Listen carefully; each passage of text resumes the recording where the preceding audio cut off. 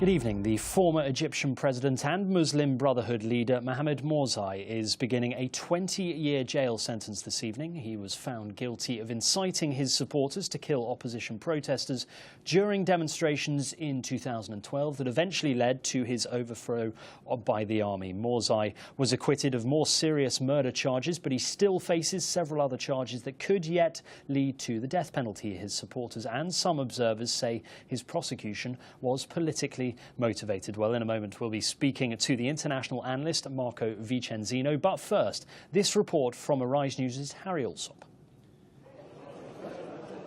Defiant Mohammed Morsi gives a four-finger salute as the judge reads out his sentence.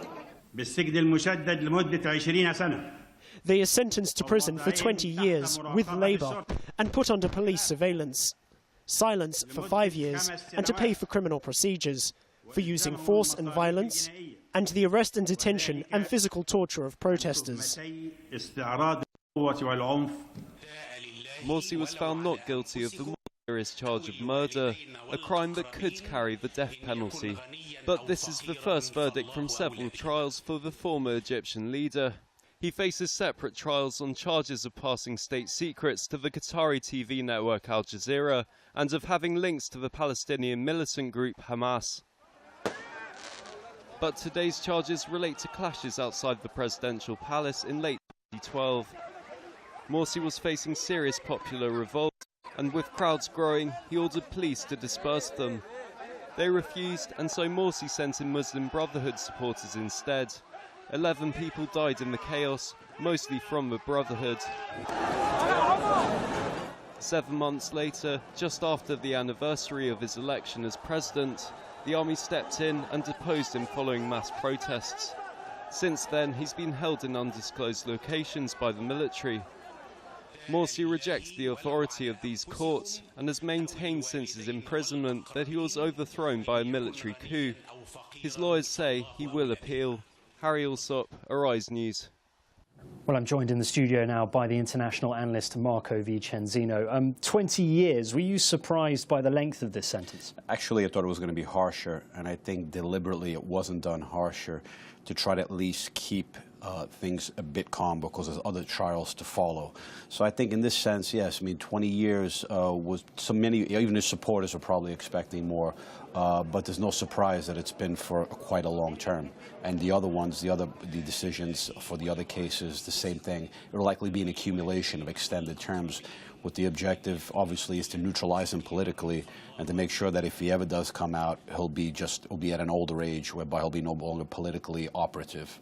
Yeah, you say his supporters were surprised by how lenient a sentence it was, but the group Amnesty International had described it as a travesty of international justice. They also said Morsi's defence team only received the case file after making a substantial payment, and they said there were other things that were wrong with this trial, and the fact that the defence lawyer was only allowed to meet Morsi after the trial had begun. What does all this say about Egypt's criminal justice system?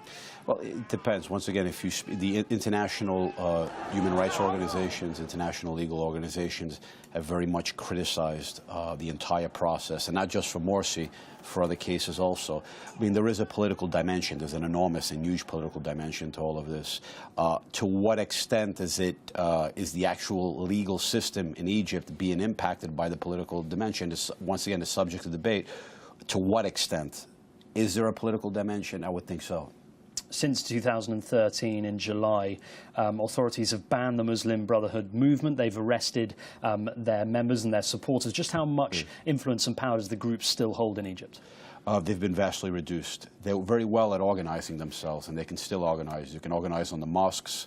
Still demonstrations are taking place, but compared relatively to the power that they had before, they've been downgraded. But once again, downgrading is one thing. Excluding them completely from the process, no. They still have influence, and they still have an ability to organize very well. Just how big a story has this been for Egypt over the last few years? Because obviously it also refers back to democracy in the country. Sure. This is the first sort of democratically elected leader that they'd ever had, and it's ended like this. What does this say about democracy going forward in Egypt? I think at this stage, taking into account the entire difficult process, It was a very troublesome process also, but Egypt was very polarized as a country up until the ouster of Morsi and even beyond.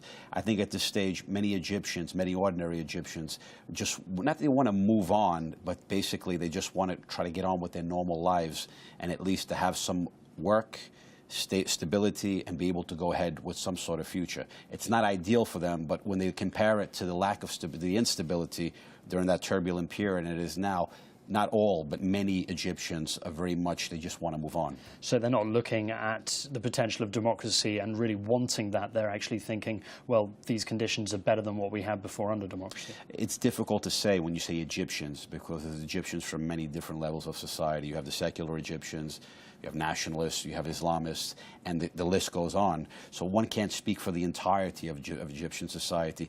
Those who are supportive of Morsi after a day like today will see him as some sort of Mandela of Egypt.